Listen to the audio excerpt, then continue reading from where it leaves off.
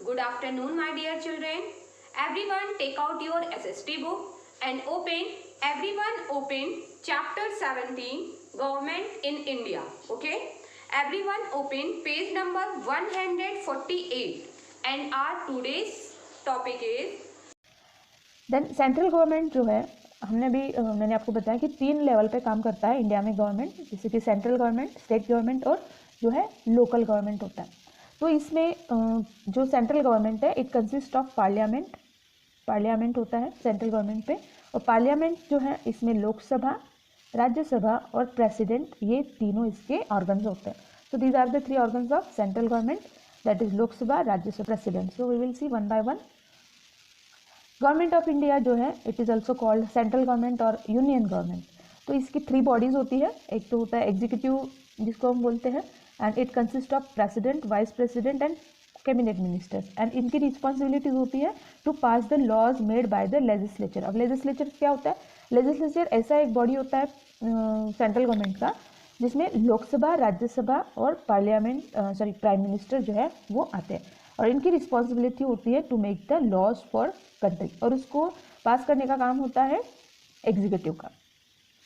Then judiciary जो है it consist of supreme court of India. तो सुप्रीम कोर्ट की जो रिस्पॉन्सिबिलिटी है इसकी to solve conflicts between executive and legislature, इनके बीच में जो भी प्रॉब्लम्स होती है दोनों के बीच में उसको सॉल्व करना। अदर पब्लिक रिलेटेड मैटर्स और कन्फ्लिक्ट्स, तो कोर्ट से रिलेटेड जितने भी मैटर्स होते हैं, चाहे वो स्टेट गवर्नमेंट के हों, चाहे वो सेंट्रल गवर्नमेंट के हों, लोकल गवर्नमेंट के हों, these all comes under the judiciary. So first we will see the central government of India, and the first organ of that central government is president of India. The president is the head of the country. President जो है वो country का head होता है, and also he is the commander in chief of the armed forces, that is the army, the navy and the air force. हमारे जो तीनों armed forces हैं, army, navy और air force, इनके वो commander in chief होते हैं, यानी कि head होते हैं। The official residence of president is Rashtrapati Bhavan. Rashtrapati Bhavan जो है उनका ऑफिशियल रेसिडेंस होता है प्रेसिडेंट का, जो कि न्यू दिल्ली में है। ही और she is elected by the members of Lok Sabha, Rajya Sabha and legislative assembly for a period of 5 years। और जो प्रेसिडेंट होते हैं उनका इलेक्शन कैसे होता है? They are elected by Lok Sabha members, Rajya Sabha members, और जो लेजिस्लेटिव असेंबली होती है स्टेट की, उनके जो मेंबर्स होते हैं वो इनको नॉमिनेट करते हैं, यानी कि इलेक्ट करते हैं। ओके, तो इस तरह से जो है प्रेसिडेंट को चुना जाता है। Here you can see the arm forces of India, here it is army, it is air force and this is navy. So these are the 3। Then second जो ऑर्गन है इसका सेंट्रल गवर्नमेंट का वो है Lok Sabha. There are many political parties in a country with specific symbols and ideology. अब ये जो political parties होते हैं उनके सिंबल्स तो अलग अलग होते हैं, और उनकी जो आइडियोलॉजीज़ हैं, मतलब उनके जो थॉट्स होते हैं वो भी अलग अलग होते हैं। तो हर एक जो पार्टी है उसका अपना एक मुद्दा होता है ना, अपने उनके कुछ थॉट्स होते हैं। जैसे कोई पार्टी है वो ये कहती है कि हम लोगों के जो सारी उनकी जो राइट्स है ना, ह्यूमन राइट्स है, हम उनको प्रोटेक्ट करेंगे। कुछ पार्टीज़ कहती हैं कि हम जो है उनका विकास करेंगे, हम डेवलपमेंट करेंगे। कुछ कहते हैं कि हम इंफ्रास्ट्रक्चर डेवलपमेंट करेंगे, कुछ कहते हैं कि हम एजुकेशन पे ज़्यादा ध्यान देंगे। तो इस तरह की जो आइडियोलॉजीज़ होती हैं वो हर पार्टी की अपनी अलग अलग होती है, और उसके बेसिस पे वो इलेक्शन में जो है वो अपने कैंडिडेट्स को खड़ा करते हैं। An Indian citizen who is about 25 years of age can join any political party and contest the election. अब इलेक्शन अगर आपको कॉन्टेस्ट करना है, मतलब उसको पार्टिसिपेट करना है, अगर आपको किसी पॉलिटिकल पार्टी के साथ जुड़ना है तो आपकी एज होनी चाहिए 25 ईयर्स। तो 25 ईयर्स के अगर आप हो तो आप किसी भी पॉलिटिकल पार्टी को ज्वाइन कर सकते हो, इलेक्शन में खड़े हो सकते हो। If he she gets majority votes, then that individual can become a member of the लोक सभा। और अगर आप जीत जाते हो उस पार्टी से तो आप जो है लोकसभा के मेंबर बन जाते हो। One can contest the election in as an independent candidate. अब इंडिपेंडेंट कैंडिडेट के बेसिस पे भी आप कॉन्टेस्ट कर सकते हो इलेक्शन को, इलेक्शन में खड़े हो सकते हो, बिना किसी पार्टी को ज्वाइन किए भी इलेक्शन जो है आप लड़ सकते हो। Each Lok Sabha candidate who is elected by the people from his constituency is elected for a period of 5 years।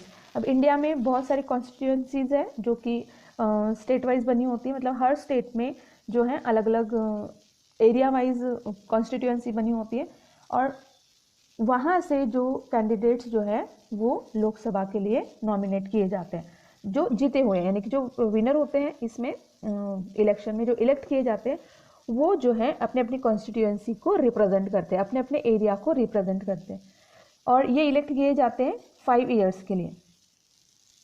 So here you can see the picture of Lok Sabha. इस तरह से जो है लोकसभा की मीटिंग्स होती हैं, दिस पीपल मीट देयर। ये सारे जो मेंबर्स होते हैं they are elected by the people of India. Total members in the Lok Sabha are 552 जो हैं टोटल मेंबर्स होते हैं लोकसभा के अंदर, और इसमें से 530 मेंबर्स जो है वो स्टेट से होते हैं, they are elected from different states. 20 members are from union territories, 20 members जो होते हैं यूनियन टेरिटरीज से आते हैं, इलेक्ट होके आते हैं। और 2 मेंबर्स जो हैं they are chosen from Anglo Indian community. अब एंग्लो इंडियन कम्युनिटी जो है क्या होती है मैं आपको बताती हूँ आगे, by the president of India. और प्रेसिडेंट ऑफ इंडिया जो है वो इन 2 मेंबर्स को चुनते हैं। The proceedings of Lok Sabha are presided over by the speaker. Lok Sabha की जो भी सारी कार्रवाई होती है यानी कि प्रोसीडिंग्स होती है वो कौन करता है, वहाँ के स्पीकर। तो लोकसभा के जो सारे डिसीजंस लिए जाते हैं वहाँ पर, या फिर उसका जो एक स्मूथली जो जिसका वर्किंग होता है वो स्पीकर के थ्रू होता है। The Lok Sabha is also known as house of the people और लोअर हाउस। लोकसभा को हाउस ऑफ द पीपल या फिर लोअर हाउस भी कहा जाता है। हियर यू कैन सी लोकसभा, इसमें 552 मेंबर्स होते हैं, 530 elected from states, 20 elected from union territories and 2 Anglo Indian nominated by the president of India. अब एंग्लो इंडियन कम्युनिटी क्या होती है? So the Anglo Indian community जो है it is he is a person whose father or any of whose other male progenitors in the male line is or was European descent। मतलब इनके जो पूर्वज थे वो यूरोपियन थे, but now they are domiciled within the territory of India, और वो अब इंडिया के सिटीजन्स हो गए हैं। ओके, तो ऐसे जो लोग होते हैं they are called Anglo Indian community. Okay, here you can see the picture of Lok Sabha speaker. ये जो है Om Birla, he is from Kota and he is the current speaker of Lok Sabha and he was elected on 19 June 2019। Then Sumitra Mahajan और मीरा कुमार जो थी वो हमारे farmer speakers थे लोकसभा के। Then next is Rajya Sabha. Rajya Sabha जो है प्रेसिडेंट लोकसभा इनकी तरह ही एक ऑर्गन है सेंट्रल गवर्नमेंट का। The vice president of India is the chairman of Rajya Sabha. अब राज्यसभा के जो चेयरमैन होते हैं he is the head of the Rajya Sabha, और वो होते हैं vice president of India. There can be maximum 250 members in the Rajya Sabha. जैसे लोकसभा में 552 होते हैं वैसे यहाँ 250 मेंबर्स होते हैं, और इनमें से 12 members they are nominated by president of India. इनको नॉमिनेट करते हैं प्रेसिडेंट 12 मेंबर्स को, और ये जो 12 मेंबर्स होते हैं they are chosen from field of art, cinema, literature, poetry etcetera. और ये जो 12 मेंबर्स हैं वो किसी भी पॉलिटिकल पार्टी को बिलोंग नहीं करते हैं, but they are chosen from different fields. जैसे कि सिनेमा में जो काम करते हैं, या फिर जो लिटरेचर यानी कि जो लेखक हैं, ऑथर्स हैं जो पोएट्री लिखते हैं, या फिर जो फेमस स्पोर्ट्स पर्सन हैं, तो ऐसे जो लोग होते हैं उनमें से 12 मेंबर्स चूज किए जाते हैं bye the president of India. Here you can see the council of state. Rajya Sabha जो है नॉट मोर देन 250 मेंबर्स, इसमें 250 मेंबर्स से ज़्यादा नहीं होते हैं, जिसमें से 12 members are nominated by president, और बाकी जो है they are elected by the representatives of state and union territories. This is the picture of Rajya Sabha, interior of the Rajya Sabha. The members of Rajya Sabha are elected by the members of the state legislative assemblies for a period of 6 years. अब ये जो राज्यसभा के members होते हैं वो 6 years के लिए elect किए जाते हैं, और इनको इलेक्ट करने का काम होता है स्टेट लेजिस्लेटिव असेंबलीज के जो मेंबर्स होते हैं उनका। Okay, 1/3 of its members retire every 2 years। हर 2 साल में 1/3 मेंबर्स जो है वो रिटायर होते हैं राज्यसभा से, and they are replaced by the new members, और उनकी जगह न्यू मेंबर्स को अपॉइंट किया जाता है। It is known as upper house of the parliament. Rajya Sabha को अपर हाउस भी कहा जाता है पार्लियामेंट का। Then comes state government. Every state in India like Madhya Pradesh, Uttar Pradesh, Gujarat, Maharashtra etc. is governed by state government. Her state का अपना state government होता है, लेकिन जो यूनियन टेरिटरीज होती हैं they are govern by the central government. All the states have a legislative assembly. सारे states में लेजिस्लेटिव असेंबलीज होती हैं. The members of the legislative assemblies are known as MLAs. उनको बोलते हैं MLA, member of legislative assembly. And these are elected by the citizens of India who are above 18 years of age. और जब state government के elections होते हैं तो उसमें 18 ईयर्स अबव के जो लोग होते हैं, सिटीजन्स होते हैं, वो वोटिंग करके MLAs को इलेक्ट करते हैं. And they form the government in the state. After the assembly elections the governor who is the head of the state invites the leader of majority party who forms government for a period of 5 years. जब ये assembly elections खत्म हो जाते हैं उसके बाद जो winning party के जो लीडर होते हैं, मेजॉरिटी जिसमें वोट मिलते हैं, तो ऐसी पार्टीज के लीडर्स को इनवाइट किया जाता है टू फॉर्म द गवर्नमेंट. और ये गवर्नमेंट होता है 5 ईयर्स के लिए. जैसे सेंट्रल गवर्नमेंट में प्रेसिडेंट हेड होते हैं, वैसे ही स्टेट गवर्नमेंट में गवर्नर जो है वो हेड होते हैं. The leader of the majority party becomes the chief minister.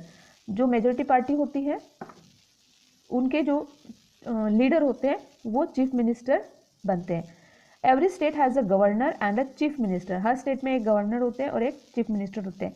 The governor is appointed by the president of India. और जो इंडिया के प्रेसिडेंट होते हैं वो गवर्नर को अपॉइंट करते हैं. इसके लिए कोई अलग सा इलेक्शन नहीं होता है.